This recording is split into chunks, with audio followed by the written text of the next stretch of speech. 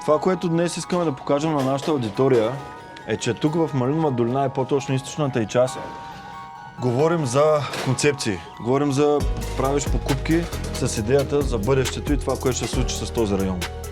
Сами може да видите, че общо взето тук с такива гледки към Витоша, тази кота корниз от 10 метра, купуваме спокойствие и някакво съвсем различно усещане. Не е като в другата част на София, заради това, че айде да речем, след няколко години ще се понасели района, но няма да оставяме на 4-те етажа, оставяме на 10 метра и на конкретно определения брой апартаменти.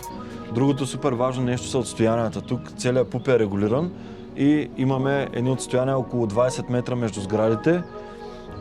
Имаме една концепция, за която е мислена още години наред, т.е. много рядко можем да говорим за думата планиране, но тук конкретно можем да употребим думата планиране, защото всичко е направено със смисъл предварително. Знаят се къде са улиците, знаят се кои парцели са закупени за жилищно строителство. Тук в дясно от мен от западната част, където виждаме вече застроената част на Малинова долина, всички тези дървета са бъдещия линеен парк.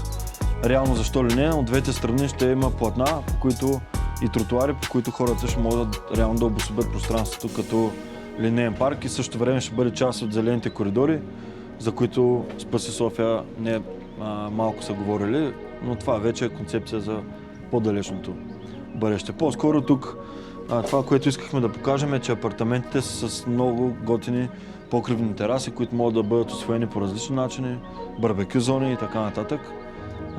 За любителите на подобни жилища имаме проекти, имаме достатъчно имоти, които можем да ви предложим.